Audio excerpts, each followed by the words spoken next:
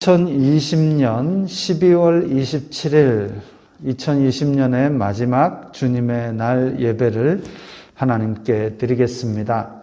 성경 찬송 맨 앞의 세번역 사도신경으로 신앙 고백하겠습니다. 저는 전능하신 아버지 하나님 천지의 창조주를 믿습니다. 저는 그분의 유일하신 아들 우리 주 예수 그리스도를 믿습니다. 그분은 성령으로 잉태되어 동정녀 마리아에게서 나시고 본디오 빌라도에게 고난을 받아 십자가에 못 박혀 죽으시고 장사된 지 사흘 만에 죽은 자 가운데서 다시 살아나셨으며 하늘에 오르시어 전능하신 아버지 하나님 오른편에 앉아 계시다가 거기로부터 살아있는 자와 죽은 자를 심판하러 오십니다. 저는 성령을 믿으며 거룩한 공교회와 성도의 교제와 죄를 용서받는 것과 몸의 부활과 영생을 믿습니다. 아멘. 찬송가 제33장입니다.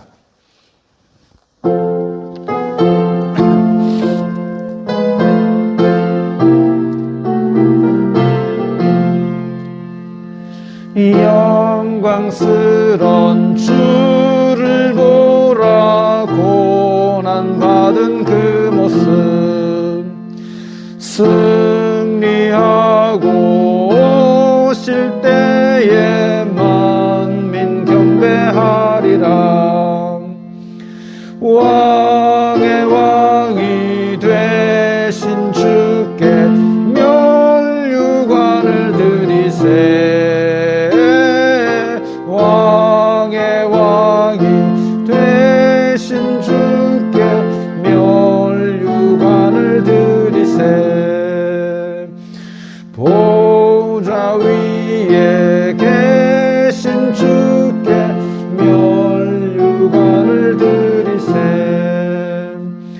천군 천사 소리 높여 주를 찬송하도다. 왕의 왕이 되신 주께 멸류관을 드리세. 왕의 왕이 되신 주께 멸류관을 드리세. 죄인들이 조롱하며 가시관을 씌웠네. 성도들과 천사들은 주의 이름 높이네. 왕의 왕이 되신 주께 멸류관을 드리세. 왕의 왕이 되신 주께 멸류관을 드리세. 만민들의 찬송소리 하늘 높이 퍼진다. 하늘 보좌 바라보니 기쁨 한량 없도다. 왕의 왕이 되신 주께 멸류관을 드리세. 왕의 왕이 되신 주께 멸류관을 드리세. 아멘.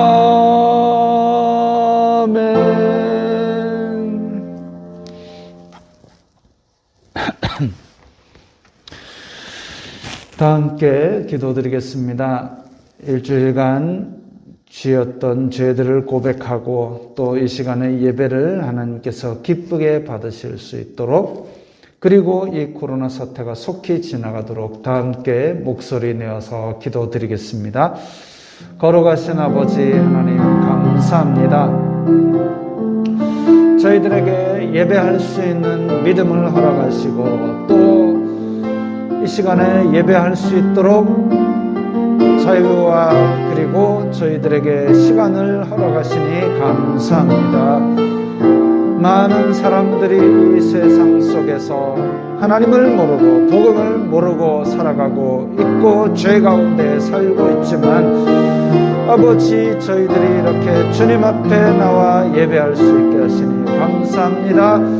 주여, 이 예배를 받아 주시옵소서. 성부, 성자, 성령, 성삼위일체 하나님 모든 영광을 받아 주시옵소서. 저희들이 이 땅에 살면서 예수 그리스도의 명령을 받아 빛과 소금의 삶을 살았어야 하는데 그러지 못하고 마음과 눈과 입술로 악독과 탐욕을 바라며 살았던 것을 용서하여 주시옵소서. 육신의 정욕, 마음의 육신의 정욕, 안목의 정욕, 이생의 자랑을 따라 살았던 것을 용서하여 주옵시고 이 시간에 온전히 마음을 모아 주님 앞에 예배할 때에 주님 이 예배를 기쁘게 받아주시고 저희들이 죄 용서받는 기쁨을 회복하게 하여 주시옵소서. 온 세상이 코로나로 말미암아 고통받고 있사오니 이 고통이 하루속히 지나갈 수 있도록 주여 은혜를 베풀어 주시옵소서. 이 시간에 이 예배를 주님 기쁘게 받으실 만한 예배가 될 수 있도록 우리의 온 마음과 정성을 모으게 하여 주시옵소서. 예수님 이름으로 기도드리옵나이다. 아멘. 찬송가 289장입니다. 289장입니다.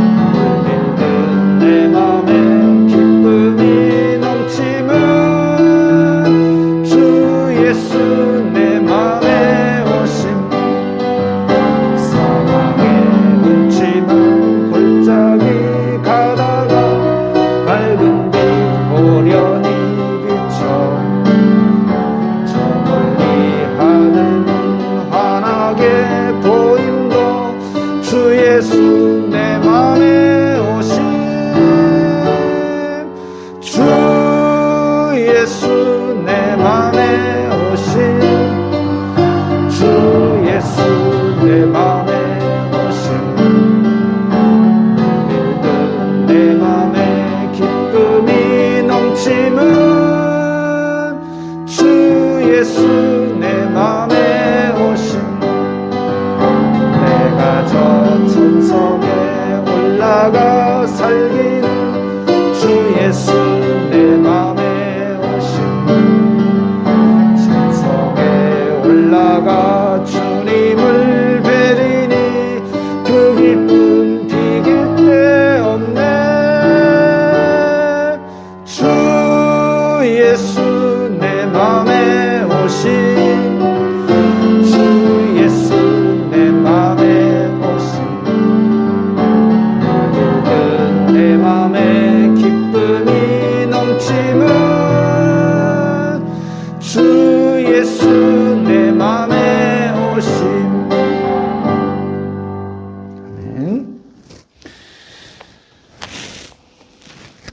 오늘 말씀은 누가복음 9장 27절부터 33절까지의 말씀입니다.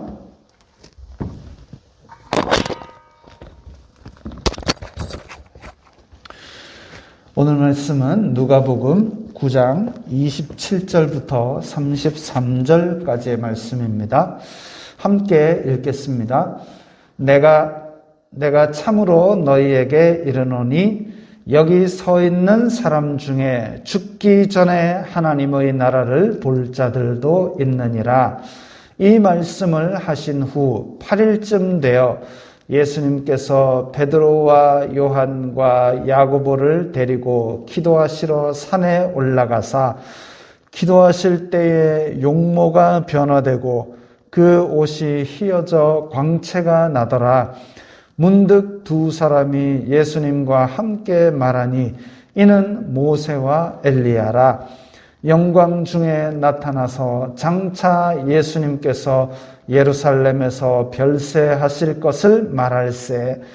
베드로와 및 함께 있는 자들이 깊이 졸다가 온전히 깨어나 예수님의 영광과 및 함께 선 두 사람을 보더니 두 사람이 떠날 때에 베드로가 예수님께 여짜오되 주여 우리가 여기 있는 것이 좋사오니 우리가 초막 셋을 짓되 하나는 주님을 위하여 하나는 모세를 위하여 하나는 엘리야를 위하여 하사이다 하되 자기가 하는 말을 자기도 알지 못하더라.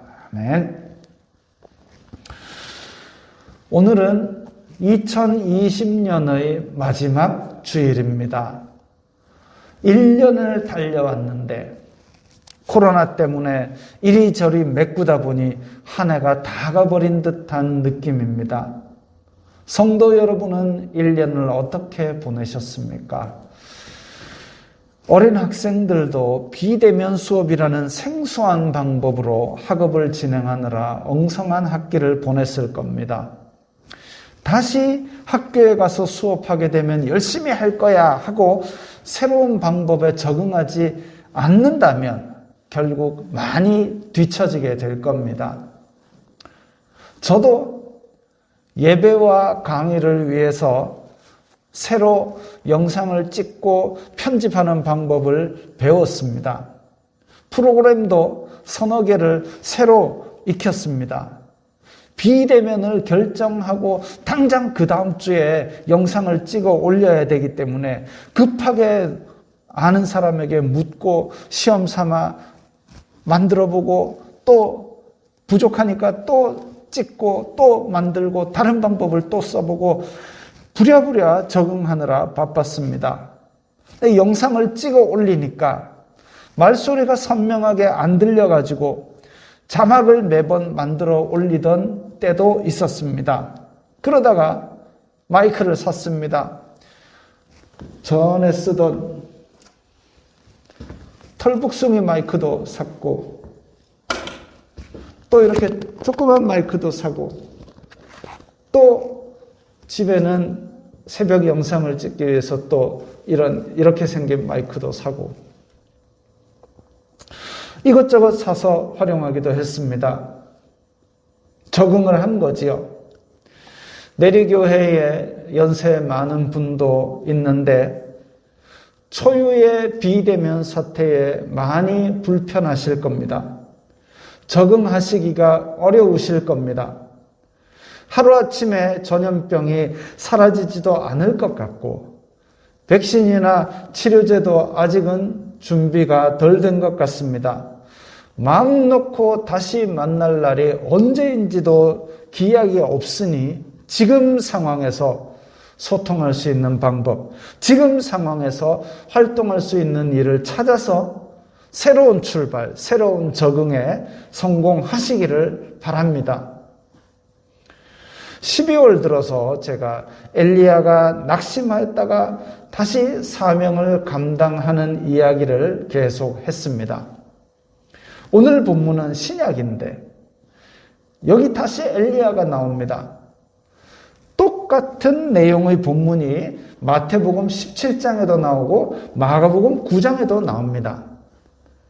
보통 이렇게 공통적인 이야기가 나오면 그 앞뒤의 내용이 다르기도 한데, 근데 이 사건은 앞뒤 흐름도 똑같습니다. 다시 말하면 따로 떨어진 개별 사건이 아니라 이 앞뒤에 있는 사건도 연결해서 해석해야 되는 사건이라는 말입니다. 누가복음, 그러면 오늘 읽은 본문 앞에 있는 부분 25절부터, 원래는 더 앞에까지 읽어야 하지만, 자, 25절부터 27절까지를 다시 한번 읽겠습니다. 사람이 만일 온 천하를 얻고도 자기를 잃든지 빼앗기든지 하면 무엇이 유익하리요? 누구든지 나와 내 말을 부끄러워하면 인자도 자기와 아버지와 거룩한 천사들의 영광으로 올 때에 그 사람을 부끄러워하리라. 내가 참으로 너희에게 이르노니 여기 서 있는 사람 중에 죽기 전에 하나님의 나라를 볼 자들도 있느니라. 이 말씀을 하시고 한 일주일쯤 있다가 오늘 본문에 있는 이 사건이 일어납니다. 그러면 27절부터 거꾸로 한번 올라가 보겠습니다. 여기서 주의 깊게 볼 말이 하나님의 나라입니다. 하나님의 나라. 저 말씀하신 것을 들은 사람이 생존해 있을 때에 하나님의 나라를 본다 했습니다. 예수님께서 로마를 몰아내고 예루살렘에서 왕이 되실 줄 알고 아마 여러 사람의 마음이 들떴을 겁니다. 이스라엘의 자주 독립을 보는구나 기대했겠지요. 제가 학생들을 참 사랑합니다. 제가 가르치는 학생들이니까 실수해도 참아주고 가르쳐서 바르게 인도해주고 하지요. 그래서 학생들을 사랑하게 되면 학생들은 내가 사랑을 받는구나 라고 하고 나서 기대하는 게 뭐냐면 이번 학기는 학점이 좋겠지, 요거 기대합니다. 저는 그냥 이 학생이 내 학생이니까 사랑하는 거고 학점은 별도예요. 지가 공부를 열심히 하면 학점을 잘 받는 거지 내가 이뻐한다고 학점을 그냥 주겠습니까? 그건 아니거든요. 그런데 사람이 하나님의 말씀을 듣거나 하나님의 사랑을 받을 때에 똑같이 자기 사람의 소견으로 하나님의 사랑을 잘라가지고 마음대로 기대하는 것 같습니다. 그래서 하나님의 나라를 볼 자들도 있느니라 라는 말씀을 듣고 이 사람들은 이스라엘이 자주 독립하고 로마를 그냥 하나님이 몰아내는구나, 그런 착각 속에 빠지게 된 거지요. 그런데 그 앞에 26절에 뭐라고 되어 있냐면 누구든지 나와 내 말을 부끄러워하면 이라고 되어 있습니다. 부끄러워하면, 아니 영광의 왕이 하나님의 나라를 볼 자도 있느니라 하고 좀 있다가 나중에 이제 로마를 물러가라 이렇게 로마가 쫙 물러가고 내가 왕이다. 그때에 예전에 저한테 말씀하셨잖아요. 하나님의 나라를 본다 하더니 진짜 보게 됐습니다. 이렇게 되는데 중간에 어디 부끄러운 게 있습니까? 부끄러울 구석이 없어요. 그럼에도 불구하고 26절에 나와 내 말을 부끄러워하면 이라는 말씀이 있습니다. 아니 우리가 길 가다가 연예인 본 것도 자랑하지 않습니까? 내가 길 가다가 최불암 봤다, 삼이자 봤다 막 자랑하지 않습니까? 그런데 영광의 왕이 직접 말씀하신 걸 봤는데 그게 왜 부끄러울까요? 사람들의 기대처럼 멋지게 왕이 되는 나라가 아니기 때문입니다. 옷 벗겨지고 두들겨 맞고 십자가에 달려서 죽기까지 하는 예수님을 볼 때에 현실적으로 부끄러워할 수 있습니다. 내가 3년간 쫓아다니던 스승님인데 한 제자의 배신을 받아서 저렇게 옷이 다 찢겨지고 두들겨 맞고 아무런 힘이 없이 끌려가서 저렇게 십자가에 달려 죽어버렸다. 부끄러워할 수 있죠. 그 모습을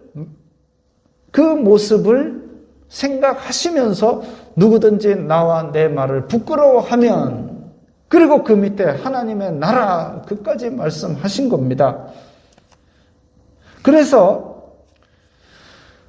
그 부끄러운 죽음의 모습, 비참한 모습을 보고 그게 부끄럽고 싫고, 그래서 하나님과 예수님의 그 말씀에서 떠나게 되면 예수님께서 아버지의 영광으로 올 때에 그 사람을 부끄러워하리라고 가르치신 겁니다.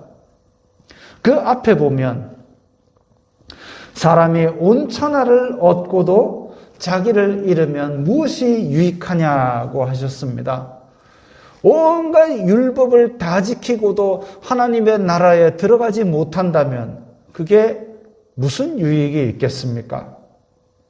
예수님을 열심히 따라다녀 놓고도 십자가를 부끄러워하면 하나님의 나라에 못 들어가는데 그것이 무엇이 유익하냐는 말입니다. 교회에 어려움이 있을 때 예수님처럼 사는 것이 포음이 안 나고 예수님을 본받아 사는 것이 손해보는 것 같아도 부끄러워하지 말라는 겁니다. 그게 성경이 말씀하시고 예수님이 말씀하신 길이라면 그걸 부끄러워하지 말라. 특히 예수님 사역의 절정인 십자가, 예수님께서 가장 비참한 모습으로 돌아가신 십자가가 핵심인데 하나님의 나라에 들어가려면 십자가를 부끄러워하지 말라는 겁니다. 사도 바울은 그것을 잘 이해했습니다. 예수님의 낮아지심은 사람으로 태어나시고 고난받고 죽으시는 것을 말합니다. 우리 사도신경에 나오지요. 동정녀 마리아에게 나시고 고난을 받으사 십자가에 달려 죽으신 것, 그 예수님의 낮아지심이 부끄러운 일이 아니다라는 것을 가장 잘 이해한 사람입니다. 그래서 사도 바울은 얻어맞고 감옥에 갇히고 한 것을 부끄러워하지 않았습니다. 없는 형편에서는 자족하는 삶을 배웠다. 기뻐하라라고 말씀했습니다. 그러면서 나는 그리스도 예수님이 그리스도 예수님 안에서 하나님이 위에서 부르신 부름의 상을 위하여 달려가는 중이다라고 고백했습니다. 왜냐하면 이 복음은 믿는 자에게 구원을 주시는 하나님의 능력이 되기 때문입니다. 오늘 본문에서 예수님은 베드로와 야고보와 요한을 데리고 기도하시러 산에 올라갔습니다. 그리고 기도하실 때에 용모가 변화되고 광채가 났습니다.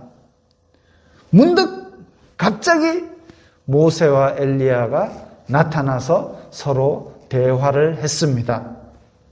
모세는 율법의 대명사, 엘리야는 선지자의 대명사입니다. 공통점이 있습니다. 모세와 엘리야는 호렙산, 시내산에서 하나님의 말씀을 받았습니다. 모세와 엘리야는 메시아를 일으키실 것을 백성에게 선포했습니다. 모세와 엘리야는 이 땅에 무덤이 없습니다. 모세는 하나님이 장사하셔서 그 무덤을 아는 자가 없다 이렇게 기록되어 있고 신명기 끝에, 또 엘리야는 회리바람을 타고 승천했다 이렇게 되어 있습니다. 모세와 엘리야의 사역은 하나님의 말씀을 백성들에게 전해서 백성들의 마음을 아버지께로 돌이키게 하는 것이었습니다. 모세와 엘리야의 행적은 참으로 예수님의 행적과 많이 닮아 있습니다. 다만 예수님은 모세와 엘리야가 그렇게 전했던 하나님의 말씀의 완성이신 점이 다릅니다. 그럼 예수님과 모세와 엘리야 이 세 분이 모여서 무슨 이야기를 했을까요? 야, 나중에 한 2000년쯤 후에 코로나 카는 병이 돌 건데 왔다 그때 심각하다 그런 얘기 하셨을까요? 아니면 니 어제 텔레비 뭐 봤? 텔레비가 그때는 없었지요. 아니면 모세와 엘리야가 야, 시내산 오를 때 어떤 길로 올라갔노? 야, 이 길로 올라가야 되게 힘들더라. 그런 얘기 했을까요? 아니면 유대인들의 기대대로 야, 로마 황제 저거 어떻게 끌어내릴까? 그 얘기 했을까요?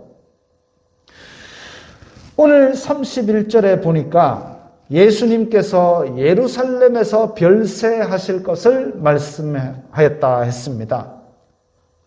예루살렘에서 예수님께서 어떻게 죽으실지 모세와 엘리야와 함께 이야기한 거죠. 왜? 그것이 바로 이 사역의 정점이기 때문에, 그것이 바로 나와 내 말을 부끄러워할 수 있는 빌미가 되고, 그것이 바로 하나님의 나라를 이루시는 가장 강력한 사건이기 때문입니다. 마태복음 5장 17절에 넘겨보세요.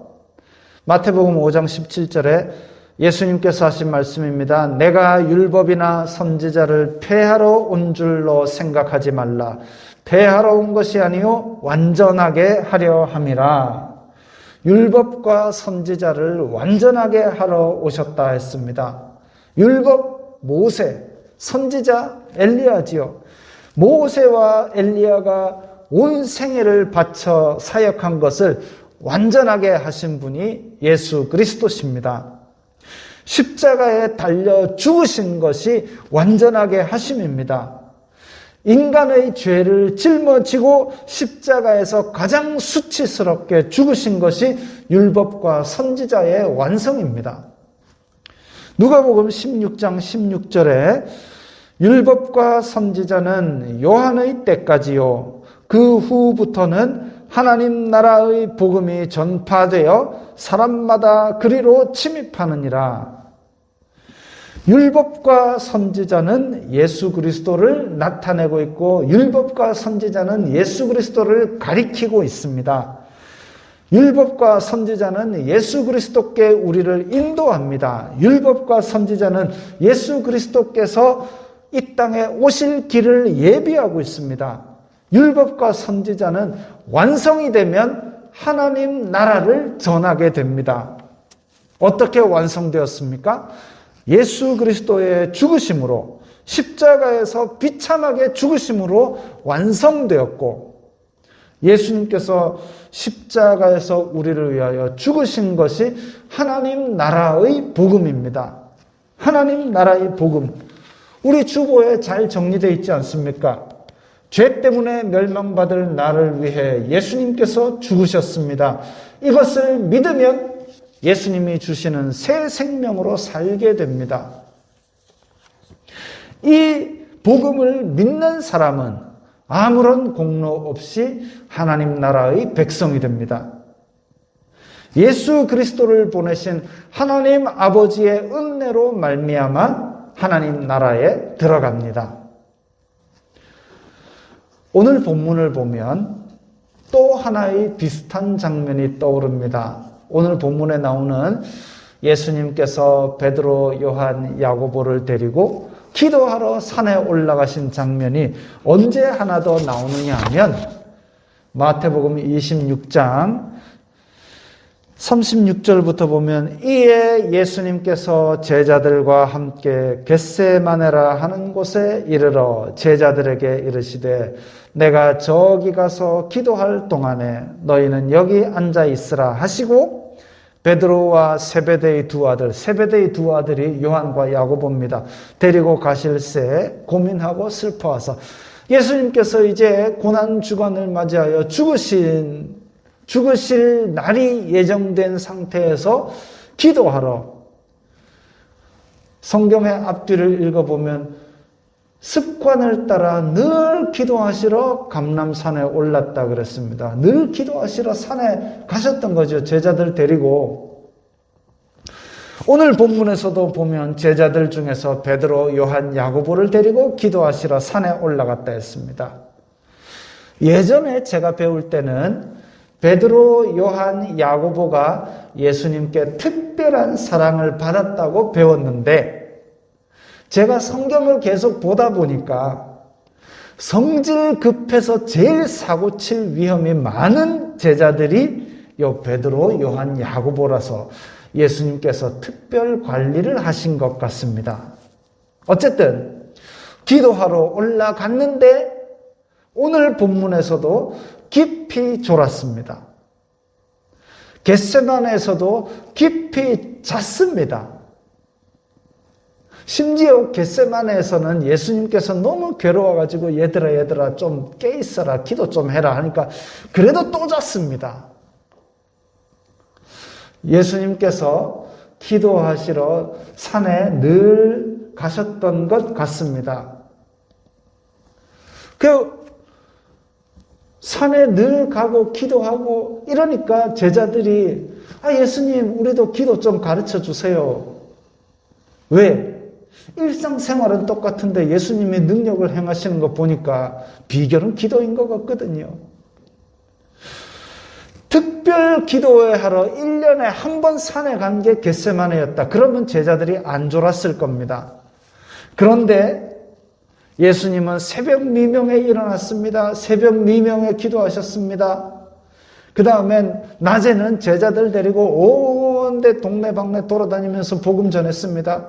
밤늦게까지 하고 그리고 지친 몸을 이끌고 산에 가서 또 기도하고 밤이 맞도록 기도하셨습니다. 그러니까 제자들 입장에서는 엉덩이만 붙이면 잠이 오는 것도 이해는 갑니다. 그러니까 늘 하던 대로 졸았던 거죠. 오늘 이 변화산에서도 졸았고 겟세마네 동산에서도 졸았고 그런데 기도 안 하고 잤더니 겟세마네 동산에서는 일어나자마자 이상한 사람들이 오니까 칼을 뽑아 휘둘렀습니다. 그리고 시험에 들지 않게 깨어 기도하라 그랬는데 기도 안 하고 잤더니 예수님을 3번 부인하기까지 했습니다. 오늘 본문은 겟세마네 훨씬 이전 사건입니다. 기도 안 하고 자더니 모세와 엘리야를 보고 잠이 화다닥 깨가지고 여기가 좋사오니 천막 짓고 삽시다 이 얘기는 하고 앉았습니다. 자기도 무슨 말을 하는지 모르는 헛소리라 그랬습니다. 기도하는 가운데에 만약 제자들이 기도하는 가운데에 모세와 엘리야를 보았다면 그리고 예수님께서 예루살렘에서 죽으실 것을 말씀하신 걸 들었다면 아마 예루살렘에서 십자가에 달리시는 것을 제대로 이해했을지도 모릅니다. 기도하는 가운데 모세와 엘리야를 보았더라면 하나님 나라가 어떤 형태로 올지도 이해했을지 모릅니다.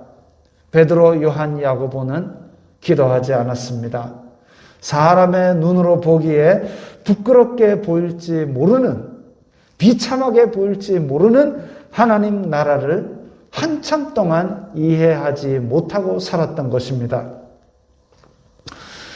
지금 시대는 무척 혼란스럽습니다. 생계의 위협이 기약 없이 이어지고 있는데 사람들은 지금 편을 갈라 싸우고 있습니다. 영적으로 잠들지 말고 깨어 기도하면서 이 시대를 향한 하나님의 뜻을 분별하십시오. 예수 그리스도의 십자가를 자랑하십시오.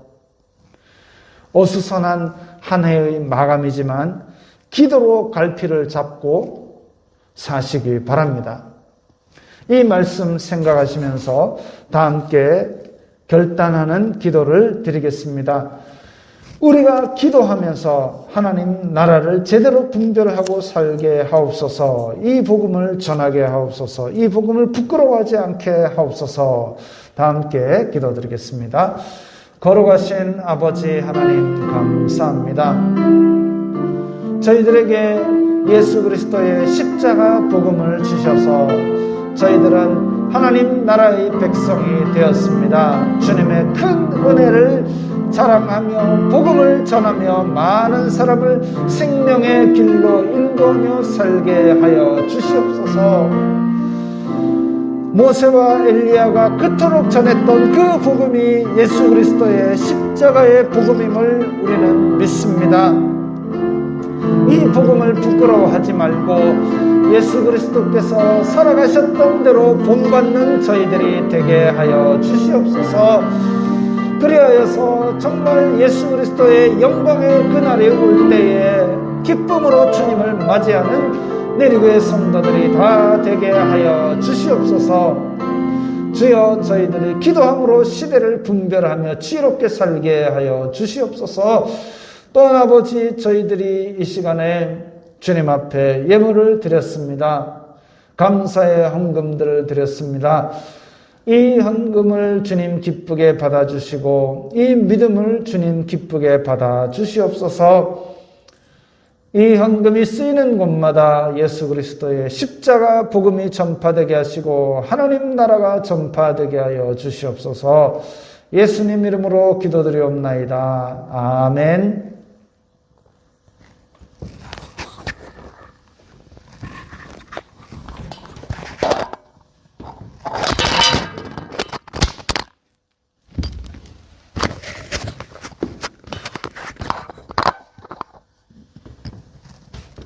주여, 우리를 부르겠습니다.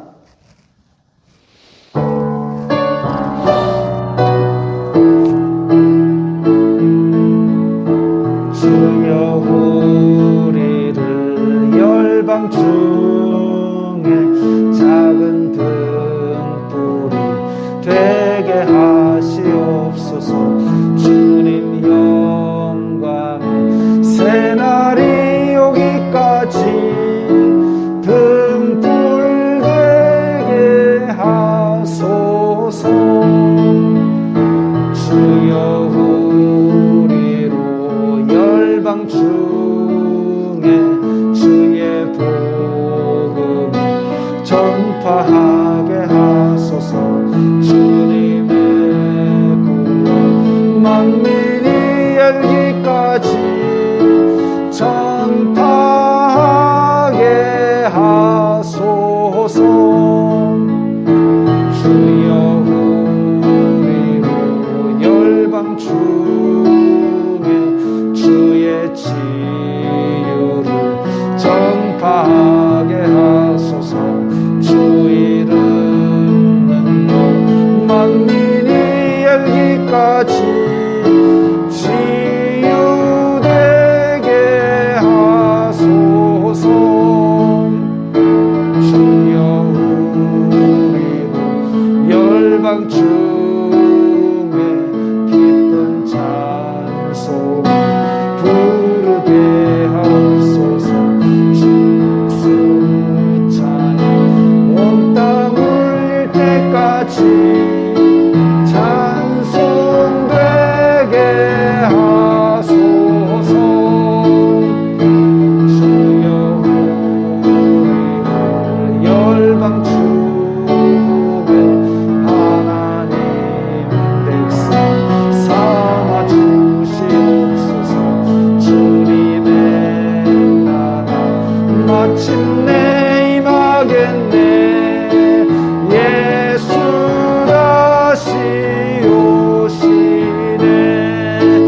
예수 다시 오시네. 예수 다시 오시네.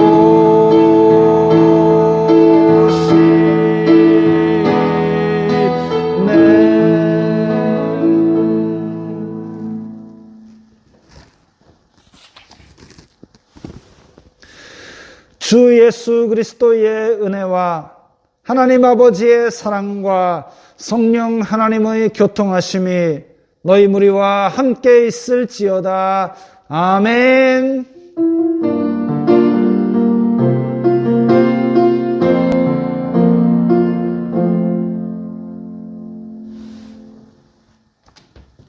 건강하시고 평안하시기 바랍니다.